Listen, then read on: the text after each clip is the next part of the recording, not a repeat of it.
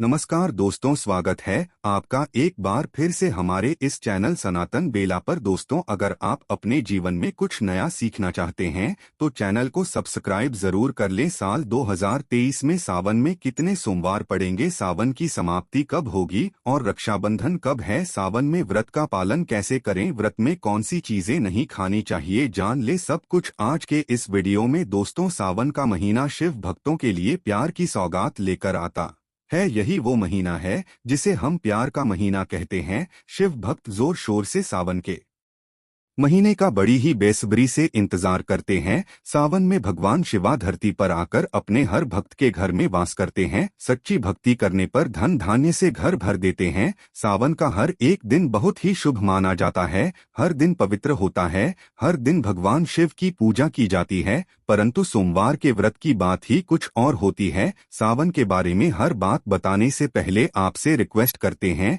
कि वीडियो को लाइक जरूर करिएगा, दोस्तों को शेयर कर, और अगर आपने अभी तक चैनल को सब्सक्राइब नहीं किया है तो चैनल को सब्सक्राइब करके बेल आइकन जरूर दबाइएगा। पहले जानते हैं सावन के इस पवित्र महीने में कितने सोमवार पड़ेंगे और आपको कितने व्रत रखने हैं। दोस्तों, सावन का महीना इस साल 4 जुलाई दिन मंगलवार से शुरू हो रहा है। इस समय बहुत ही शुभ योग बन रहा है। ये दिन साक्षात मंगलकारी है। इस दिन आप भगवान शिव की पूजा अवश्य करें। 4 जुलाई से शुरू हो रहे सावन के इस बार शिवजी की अधिक कृपा बरसेगी, क्योंकि इस साल कुल 8 सावन सोमवार के व्रत हैं। 4 सावन सोमवार व्रत और 4 सावन अधिक मास व्रत। इस बार मलमास या पुरुषोत्तम मास होने की वजह से 4 नहीं बल्कि 8 सोमवार के व्रत किए जाएंगे। पहले सोमवार का व्रत 10 जुलाई को, दूसरे सोमवार का व्रत 17 जुलाई को, तीसरे सोमवार का व्रत 24 जुलाई को, चौथे सोमवार का व्रत 31 जुलाई को, पांचवा व्रत 7 अगस्त को, छठे सोमवार का व्रत 14 को, सातवें सोमवार का व्रत 21 अगस्त को और 8वें सोमवार का व्रत 28 अगस्त को रखा जाएगा। ऐसे में इस बार सावन पूरे 2 महीने तक रहने वाला है, यानी पूरे 58 दिन, ना कम ना ज्यादा। भगवान भोलेनाथ आपके घर में स्थायी रूप से वास करने वाले हैं, तो ऐसे में दिल खोलकर भगवान शिव की उपासना और भक्ति में लग जाए। दोस्तों, ये शुभ संयोग पूरे 19 सालों के बाद बना है। सावन का पहला सोमवार 10 जुलाई को पड़ेगा। इस आप व्रत अवश्य रखे, भगवान भोलेनाथ आपकी सभी मनोकामनाएं अवश्य पूर्ण करेंगे। सावन की समाप्ति होगी 31 अगस्त को और रक्षाबंधन का त्योहार मनाया जाएगा 30 अगस्त बुधवार के दिन, यानी सावन समाप्ति होने से एक दिन पहले रक्षाबंधन का पर्व मनाया जाएगा। ऐसे में अब जान लेते हैं सावन के इस पवित्र महीने में कौन सी गलती नहीं करनी चाहिए जिससे कि शिव जी नाराज ना हो। और सावन व्रत में ये फल तो कभी मत खाना, नहीं तो भोलेनाथ आपसे क्रोधित हो सकते हैं, आपका व्रत टूट सकता है। आइए जानते हैं कुछ ऐसी सावधानियां जिन्हें भूलकर भी नहीं करना चाहिए। नंबर 1, शास्त्रों में बताया गया है कि व्रतधारी को उधार मांगकर फल आदि नहीं खाना चाहिए, इससे पाप लगता है और व्रत अधूरा रह जाता है। सोमवार का व्रत हो या कोई और व्रत, व्रत में पड़ोसियों से मांगकर फल वगैरह खाना नहीं चाहिए। व्रत में उधार मांगकर खाने से व्यक्ति का व्रत झूठा है। ईश्वर की शरण में आने पर व्यक्ति को झूठ नहीं बोलना चाहिए, कर्ज नहीं लेना चाहिए, चुगली आदि नहीं करनी चाहिए, उधार मांगकर भी खाना नहीं चाहिए। अगर व्रत के दौरान आपको कोई अपनी मर्जी से खाने के लिए कुछ देता है तो उसे आप खा सकते हैं, परंतु व्रत में कम से कम उधार मांगकर फल आदि खाना नहीं चाहिए, इससे पाप लगता है और व्यक्ति की पवित्रता भंग हो जाती है। नंबर 2, सोमवार का व्रत हो या सावन का व्रत, आपको नाशपाती नहीं खाना ही चाहिए। दरअसल इस फल का नाम नाशपाती यानी नाश करने वाला होता है, इसलिए इस फल को व्रत में नहीं खाना चाहिए। व्रत आदि को छोड़कर किसी और दिन आप इसे खा सकते हैं, परंतु जिस दिन आपका व्रत हो उस दिन नाशपाती का सेवन बिल्कुल नहीं करना चाहिए और भगवान को भी नाशपाती नहीं चढ़ाना चाहिए। नंबर 3, कभी कुट्टू या सिंघाड़े का आटा खाने से भी आपका व्रत टूट सकता है। दोस्तों, लंबे समय से रखा हुआ आटा आपका व्रत भंग कर सकता। दरअसल पुराने आटे में घुन आदि कीड़े वगैरह पड़ जाते हैं जो ठीक तरह से दिखाई भी नहीं देते। ऐसा आटा खाने पर दरअसल आप मांस का सेवन करते हैं और व्रत में कीड़े खाना घोर पाप के बराबर माना गया है। आपका व्रत इससे भंग हो जाता है। व्रत में ताज़ा आटा खाना चाहिए, लंबे समय से रखे हुए आटे में कीड़े पड़ जाते है तो ऐसा कभी ना करें। व्रत हमेशा शुद्धता में ही रखना चाहिए। सावन का महीना बड़ा ही पवित्र महीना माना गया है, इसलिए ये 5 चीजें भगवान शंकर के पास कभी ना रखे जानते हैं उनके। नंबर 1, जहां शिवलिंग रखा हो या महादेव की कोई भी प्रतिमा हो वहां पर भूलकर भी जूते चप्पल लेकर जाना नहीं चाहिए। जरा सोचिए, जब आपके कमरे में कोई चप्पल लेकर प्रवेश करता है तो आपको कितना क्रोध आता है। तो इसी कारण महादेव भी आपसे नाराज हो जाते हैं और आपको मिलने वाला फल नष्ट हो जाता है। ऐसे में हमेशा मंदिर में नंगे पांव ही प्रवेश करें, क्योंकि चमड़े की चप्पल हमेशा अशुद्ध रहती है, इससे देव शक्ति नाराज होती है। नंबर 2, अक्सर महिलाओं को मासिक धर्म आ जाता है और वो बिना किसी को बताए पूजा पाठ कर लेती है, जो कि शास्त्रों में वर्जित माना गया है। इस समय महिलाओं को जानकर भी अनजान नहीं बनना चाहिए। अगर आपको मासिक पीड़ा है तो घर के मंदिर में या बाहर के मंदिर में प्रवेश नहीं करना चाहिए, इससे देव शक्तियां नाराज होकर आपसे क्रोधित हो सकती है। ऐसे समय में शिवलिंग को छूना घोर पाप के बराबर माना गया है। जरा सोचिए, ऐसी अवस्था में जब खुद महिला को बुरा लगता है तो ईश्वर को कितना बुरा लगेगा। इसलिए महिलाओं को अवस्था में मंदिर या यात्रा में जाना, घर में पूजा पाठ करना, भगवान की प्रतिमा को छूना या तुलसी में पानी भी नहीं डालना चाहिए। तुलसी का पौधा भी इससे सूख जाता है। जब देव शक्तियां नाराज होती है तो लाजमी है कि घर में कंगाली और गरीबी आने लगती है, लड़ाई झगड़े होने लगते हैं। तो ऐसा कभी मत करना। नंबर 3, शास्त्रों में बताया गया है कि जहां होता है शिवलिंग वहां पर सभी देव शक्तियां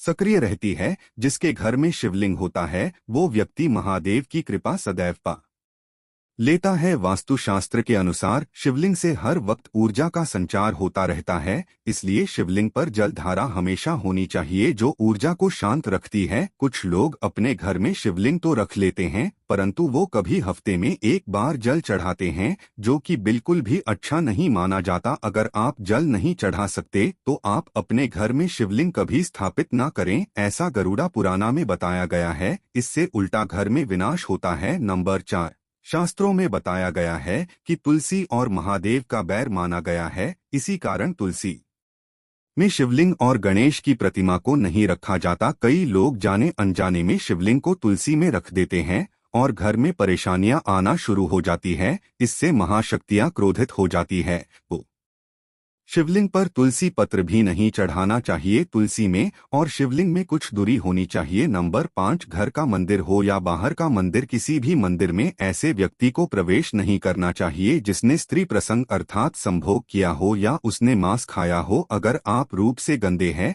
तो मंदिर के आसपास भी नहीं जाना चाहिए। घर के बने मंदिर पर कोई कपड़ा आदि डाल देना चाहिए। जरा आप ही सोचिए, क्या आप मांस खाकर या स्त्री के साथ शारीरिक संबंध बनाकर भगवान के पास जाएंगे और क्या वो आपसे प्रसन्न होंगे? बिल्कुल भी नहीं। वो आपसे क्रोधित हो सकते हैं, आपसे नाराज हो जाएंगे। शास्त्रों में इसे घोर पाप माना गया है। इससे व्यक्ति में जाता है। ऐसा दुष्ट स्वभाव मनुष्य के बर्बादी का कारण माना गया है। तो ऐसा ना करें। ईश्वर के सामने हमेशा नहा धोकर मन पवित्र लेकर ही जाना चाहिए, इससे सभी शक्तियां आपसे प्रसन्न रहती है। दोस्तों, सावन के महीने में महादेव को ऐसे बेलपत्र कभी मत चढ़ाना, इसे बहुत ही अशुभ माना जाता है। दोस्तों, पौराणिक मान्यताओं के अनुसार बेलपत्र चढ़ाने से शिव जी का मस्तक शीतल रहता है। बेलपत्र से भगवान शिवा की पूजा करने से दरिद्रता दूर होती है, व्यक्ति सौभाग्यशाली बनता है। इससे हनुमान जी भी प्रसन्न है क्योंकि वे शिव के ही अवतार हैं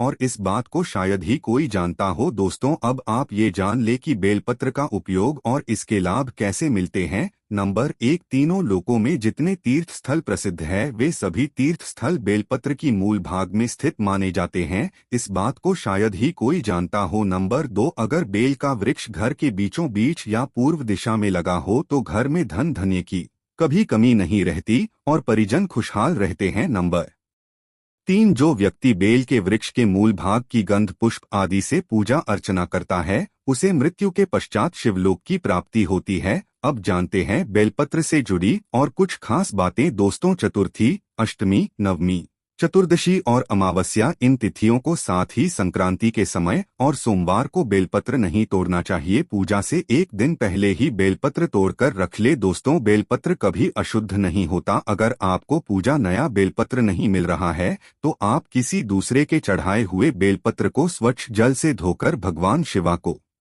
अर्पित कर सकते हैं। बेलपत्र में कम से कम 3 पत्तियां होनी चाहिए। कटी फटी पत्तियों का बेलपत्र भगवान शिवा को गलती से भी अर्पित मत करना। कटी फटी पत्तियों को अर्पित करने से शिवा का अपमान माना जाता है, और बेलपत्र का भी इसलिए। बेलपत्र की पत्तियां एकदम साफ होनी चाहिए। दोस्तों, सावन के इस पवित्र महीने में जिस व्यक्ति को 5 संकेत मिल जाए तो इससे ये पता चलता है कि महादेव आपकी भक्ति से बहुत प्रसन्न है और आपको धनी होने से कोई भी नहीं रोक सकता। चलिए जानते हैं। नंबर 1, बैल का दरवाजे पर आना। दोस्तों, नंदी महाराज भगवान भोलेनाथ के वाहन है। नंदी को भगवान शिवा का द्वारपाल भी कहा गया है। नंदी महाराज को बुद्धि और ज्ञान का प्रतीक माना गया है। शिवा के मंदिर के बाहर हमेशा नंदी महाराज विराजित रहते हैं, परंतु अगर सावन के इस पवित्र महीने में अचानक से नंदी महाराज आपके दरवाजे पर आ जाएं और घर की चौखट को सींग मारने लगे, तब आपको समझ लेना चाहिए कि भगवान शिवा आपके घर में आने वाले हैं।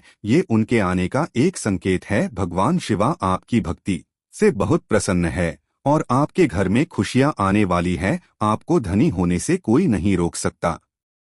परंतु याद रहे, नंदी महाराज को तिलक लगाकर मीठा भोग जरूर खिलाएं। नंबर 2, सावन के पवित्र महीने में अचानक से आपके सपनों में अगर शिवलिंग दिखाई दे जाए, अर्थात भगवान शिवा दिखाई दे, तो इससे आपको समझना चाहिए कि अब आपके जीवन से परेशानियों का अंत जल्दी जाएगा। भगवान शिवा आपकी सच्ची आराधना भक्ति से बहुत खुश है और वो आपके घर में आने वाले हैं। ऐसे में याद रहे, शिवा की भक्ति में कोई भी कमी ना आने दे। घर को गंदा ना रखे, क्योंकि आपके घर में भगवान शिवा पधारने वाले हैं। नंबर 3, शास्त्रों के अनुसार माना गया है कि नीलकंठ पक्षी भगवान शिवा का प्रतीक है। अगर आपके घर में सावन के महीने में नीलकंठ छत पर आकर बैठ जाए तो उसे भूलकर भी मत भगाना, क्योंकि ये भगवान शिवा का प्रतीक माना गया है। ऐसे में आपको हो जाना चाहिए, क्योंकि भगवान शिवा आपकी भक्ति से बहुत खुश है। शास्त्रों में बताया गया है कि नीलकंठ अगर मनुष्य के घर पर आकर बैठ जाए तो ये घर में साक्षात महादेव शिवा के आने का संकेत है। अब आपके बुरे दिन जाने वाले हैं। कहते हैं भगवान श्री रामा ने इस पक्षी के दर्शन करने के बाद ही रावणा पर विजय हासिल की थी। नंबर 4, सावन के पवित्र महीने में घर में काला सांप निकल आए तो इसे बहुत ही शुभकारक माना गया है। इसे बिल्कुल भी ना मारे। भगवान शिव के आने का संकेत है। जिनकी भक्ति से महादेव प्रसन्न होते हैं, उन्हें महादेव किसी खास अवसर पर अपने दर्शन देते हैं। सावन का महीना बहुत ही पवित्र महीना माना गया है। यही वो महीना है जिसमें भगवान शिवा धरती पर आते हैं और उसी घर में अपना वास बना लेते हैं। जो सच्चा भक्त होता है, सपनों में किसी मंदिर में नाग नागिन का जोड़ा देखना बहुत ही शुभकारक माना गया है। ये घर में शिव के आने का संकेत है। अब आपके खुश होने का समय आया है। नंबर 5, सावन के शुभ अवसर पर सोमवार के दिन डमरू की आवाज या घंटियों की आवाज सुनाई दे तो ये अत्यंत शुभकारी माना गया है। इसका अर्थ ये है कि भगवान भोलेनाथ आपसे प्रसन्न है